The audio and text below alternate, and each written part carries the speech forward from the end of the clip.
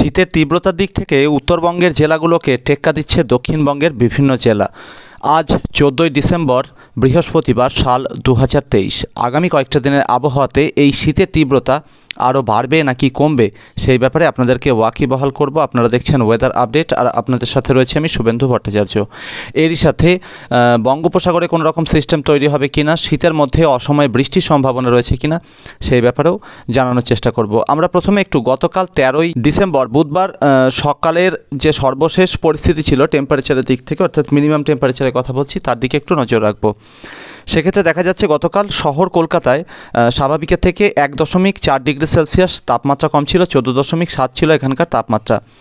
সমগ্র দক্ষিণবঙ্গের মধ্যে সবথেকে কম তাপমাত্রা রেকর্ড করা হয়েছে পুরুলিয়া জেলার পুরুলিয়া সদর শহরে। এখানে ছিল টেম্পারেচার 10.3 ডিগ্রি সেলসিয়াস, যা স্বাভাবিকের থেকে 2.7 ডিগ্রি সেলসিয়াস পর্যন্ত কম।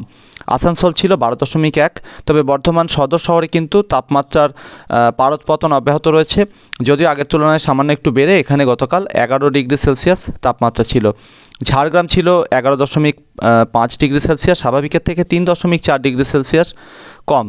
অন্যদিকে দক্ষিণ এবং উত্তর 24 পরগনাতে স্বাভাবিকভাবেই সমুদ্রের একটু আর্দ্রতার প্রভাব থাকার জন্য এখানে তাপমাত্রা একটু বেশি ছিল। কাকদ্বীপে ছিল 16 ডিগ্রি সেলসিয়াস, ডায়মন্ড হারবারে ছিল 14.6 ডিগ্রি সেলসিয়াস, সাগরদ্বীপে ছিল 15 ডিগ্রি সেলসিয়াস, কোনটাইতে ছিল 13.6 ডিগ্রি সেলসিয়াস, দমদম ছিল 14.6, কল্যাণী ছিল 11.5, হুগলির মগরাতে ছিল 13.5, ব্যারাকপুর ছিল 15.5, উলুবেড়িয়া ছিল 13.5, কলাইকুণ্ডা ছিল গতকাল 12.4 ডিগ্রি সেলসিয়াস, নদিয়া কৃষ্ণনগরে ছিল 14 ডিগ্রি সেলসিয়াস। অন্যদিকে বহরমপুর সদর শহরে বেশ কিছুটা ঠান্ডা উপলব্ধি করা গেছে গতকাল, 11 ডিগ্রি সেলসিয়াস ছিল এখানকার তাপমাত্রা। বীরভূমের শ্রীনিকেতন ছিল 11 ডিগ্রি সেলসিয়াস, পানাগড় ছিল 12.1 ডিগ্রি সেলসিয়াস। সেই সাথে বাঁকুড়া সদর শহরে ছিল গতকাল 10.6 ডিগ্রি সেলসিয়াস। অন্যদিকে আমরা যদি একটু উত্তরবঙ্গের দিকে নজর রাখি, উত্তরবঙ্গে এখনও পর্যন্ত কিন্তু সেইভাবে জাঁকিয়ে ঠান্ডা শুরু হয়নি বলা চলে, এবং সেক্ষেত্রে দেখা যাচ্ছে মালদাতে গতকাল ছিল 14.8 ডিগ্রি সেলসিয়াস, বালুরঘাট ছিল 15.5 ডিগ্রি সেলসিয়াস, যা স্বাভাবিকের থেকে 1.4 ডিগ্রি সেলসিয়াস বেশি। রায়গঞ্জে ছিল 13.5 ডিগ্রি সেলসিয়াস, জলপাইগুড়িতে ছিল 15.5 ডিগ্রি সেলসিয়াস, কোচবিহার ছিল 17.1 ডিগ্রি সেলসিয়াস। কোচবিহারের তাপমাত্রা কিন্তু স্বাভাবিকের থেকে 5.7 ডিগ্রি সেলসিয়াস বেশি ছিল। আলিপুরদুয়ার ছিল 15 ডিগ্রি সেলসিয়াস, যা স্বাভাবিকের থেকে 3.6 ডিগ্রি সেলসিয়াস বেশি। বাগডোগরাতে ছিল 12.4 ডিগ্রি সেলসিয়াস, কালিম্পং ছিল 11.5 ডিগ্রি সেলসিয়াস, যা স্বাভাবিকের থেকে 2.7 ডিগ্রি সেলসিয়াস বেশি ছিল। এক্ষেত্রে পাহাড়ি জেলা কালিম্পং কিন্তু 11.5 ডিগ্রি সেলসিয়াস তাপমাত্রা নিয়ে দক্ষিণবঙ্গের সঙ্গে এই পারদপতনে পেরে ওঠেনি। দার্জিলিংয়ে ছিল 5.8 ডিগ্রি সেলসিয়াস, যা স্বাভাবিকের থেকে 2.7 ডিগ্রি সেলসিয়াস পর্যন্ত বেশি ছিল। আজ 14ই ডিসেম্বর বৃহস্পতিবারেও শহর কলকাতা সহ দক্ষিণবঙ্গের সমস্ত জেলাতেই ঠান্ডার তীব্রতা প্রায় অপরিবর্তিত রয়েছে। কোথাও কোথাও কিন্তু ঠান্ডার তীব্রতা আগের তুলনায় আরও একটু বেড়েছে। তবে এখনও পর্যন্ত টেম্পারেচার কত রয়েছে সেই ব্যাপারে ডেটা কিন্তু এখনও পর্যন্ত পাওয়া যায়নি। হালকা যে মেঘের চাদর এই মুহূর্তে ঝাড়খণ্ডের দিকে এবং পশ্চিমাঞ্চলের জেলাগুলোতে প্রবেশ করছে, তা কিন্তু মূলত একটা পশ্চিমী ঝঞ্ঝার সৌজন্যে। এই মুহূর্তে একটি পশ্চিমী ঝঞ্ঝা জম্মু কাশ্মীর এবং লাদাখের দিকে এগোনোর চেষ্টা করছে। তবে একটি শক্তিশালী পশ্চিমী ঝঞ্ঝা কিন্তু ইরাক, ইরান এবং তুর্কমেনিস্তান সংলগ্ন এলাকার দিকে অবস্থান করছে। এই পশ্চিমী ঝঞ্ঝাটি আরও 2 দিন পর, অর্থাৎ মোটামুটি 16ই ডিসেম্বর নাগাদ জম্মু কাশ্মীর এবং লাদাখের দিকে এসে হাজির হবে। তো এই ওয়েদার সিস্টেমগুলোর সৌজন্যে পাকিস্তান এবং লাগোয়া রাজস্থানের উত্তরাঞ্চল, পাঞ্জাবের কাছাকাছি এলাকাগুলোতে ঘূর্ণাবর্ত তৈরি হওয়ার সম্ভাবনাও থাকছে। তাই মোটামুটি ডিসেম্বরের 17 বা 18 তারিখ থেকে দক্ষিণবঙ্গের জেলাগুলোতে এবং তার সাথে ঝাড়খণ্ডের কোথাও কোথাও এবং বাংলাদেশের বিভিন্ন এলাকাতে তাপমাত্রার একটু ঊর্ধ্বগতি, অর্থাৎ তাপমাত্রা বৃদ্ধি কিন্তু লক্ষ্য করা যেতে পারে। তবে সেই তাপমাত্রা বৃদ্ধি কিন্তু খুব বেশি হবে না বলেই অনুমান করছি। তার কারণ উত্তরে হাওয়া যে খুব বেশি থমকে যাবে সেই ঘূর্ণাবর্তের জন্য তা কিন্তু নয়, এবং ঘূর্ণাবর্তটি খুব বেশি শক্তি বৃদ্ধিও করতে পারবে না। তো উত্তরে হাওয়ার প্রভাব বজায় থাকবে, যথারীতি ঠান্ডা যেরকম চলছে। এই ঠান্ডার এই তীব্রতা কিন্তু বেশিরভাগ এলাকাতে, মূলত ওড়িশা, সেই সাথে ঝাড়খণ্ড, বিহার, দক্ষিণবঙ্গ, উত্তরবঙ্গের 2-1টি জেলা সমতলের, এবং সেই সাথে বাংলাদেশের সর্বত্রই, ত্রিপুরা, আসামের সর্বত্রই কিন্তু মোটামুটি জারি থাকার সম্ভাবনা রয়েছে। যদিও আসামের একেবারে উত্তরাঞ্চলের দিকটা, অর্থাৎ উত্তরবঙ্গ লাগোয়া এলাকার দিকটাতে এখনও পর্যন্ত সেই রকম ঠান্ডা তীব্রতা শুরু হয়নি। তবে অনুমান করছি যে পশ্চিমী ঝঞ্ঝার প্রভাব কাটার পর কিন্তু ধীরে ধীরে এখানে একটু একটু করে টেম্পারেচার নামবে পরবর্তী সময়ে। তবে আপাতত পরবর্তী প্রায় 7 দিনে কিন্তু দক্ষিণবঙ্গের সমস্ত জেলা, সেই সাথে বাংলাদেশের বেশিরভাগ এলাকা ত্রিপুরার বেশিরভাগ এলাকা, ঝাড়খণ্ড এবং উত্তর ওড়িশার বিভিন্ন এলাকা, বিহারে প্রায় বেশিরভাগ এলাকা, এখানে কিন্তু তীব্রতা অর্থাৎ ঠান্ডার তীব্রতা কিন্তু প্রায় একই রকম থেকে যাওয়ার সম্ভাবনা রয়েছে। মাঝে মধ্যে সামান্য একটু কমার সম্ভাবনাও থাকছে এবং আগামী 48 ঘন্টায় এই পারদ পতনের সম্ভাবনা বেশ খানিকটা রয়েছে। অর্থাৎ আজ যেরকম তাপমাত্রা গতকালের তুলনায় নেমেছে, আগামীকাল কিন্তু তাপমাত্রা আরও একটু নামতে পারে কোথাও কোথাও। তার পরবর্তী সময়ে আর তাপমাত্রা খুব একটা বিশেষ নামবে না, এই টেম্পারেচারই কিন্তু চলতে থাকবে এবং অনুমান করছি যে 16 বা 17 ডিসেম্বর থেকে আবার একটু একটু করে তাপমাত্রা বাড়তে পারে, তবে কিন্তু তা কখনোই স্বাভাবিকের উপরে যাবে না। যেরকমটা আপনাদের টেম্পারেচার গ্রাফে দেখালাম যে মোটামুটি দক্ষিণবঙ্গের বেশিরভাগ জেলাতেই স্বাভাবিকের থেকে 1 ডিগ্রি 2 ডিগ্রি 3 ডিগ্রি সেলসিয়াস পর্যন্ত সর্বনিম্ন তাপমাত্রা কম রয়েছে স্বাভাবিকের থেকে। তো স্বাভাবিকের মধ্যেই কিন্তু তাপমাত্রা থাকার সম্ভাবনা রয়েছে।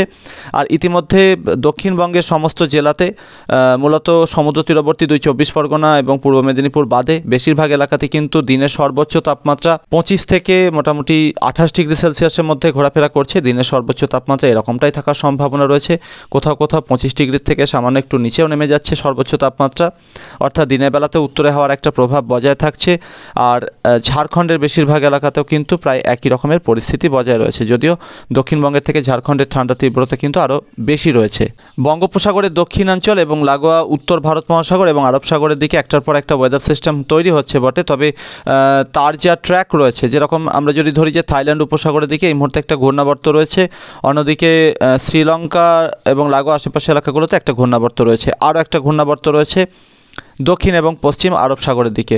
তো এইখানে যে ওয়েদার সিস্টেমগুলো তৈরি হচ্ছে সেগুলো মাঝে মধ্যে শক্তি বৃদ্ধি করছে, তবে তার বেশিরভাগেরই ট্র্যাক কিন্তু রয়েছে পূর্ব থেকে পশ্চিমের দিকে। অর্থাৎ এগোনোর সময় নিকোবর দ্বীপপুঞ্জের কিছু এলাকা, শ্রীলঙ্কা, সেই সাথে তামিলনাড়ু কেরলের বিভিন্ন এলাকা এবং সেই সাথে পরবর্তী সময়ে লাক্ষাদ্বীপ এবং আশেপাশের এলাকাগুলোকে প্রভাবিত করে ওয়েদার সিস্টেমগুলো কিন্তু ক্রমশ পূর্ব থেকে পশ্চিমের দিকে এগিয়ে যাচ্ছে। অর্থাৎ বঙ্গোপসাগরের দিকে কিন্তু সেভাবে প্রবেশ করতে পারছে না। তবে শ্রীলঙ্কার কাছাকাছি যে ঘূর্ণাবর্তটি রয়েছে তার প্রভাবে বঙ্গোপসাগরের দক্ষিণাঞ্চল এবং মধ্যাঞ্চলে বিভিন্ন এলাকাতে আকাশ কিন্তু আংশিক মেঘাচ্ছন্ন হয়েছে, তবে এই মেঘ কিন্তু আর পরবর্তীতে ভিতরের দিকে প্রবেশ করতে পারবে না।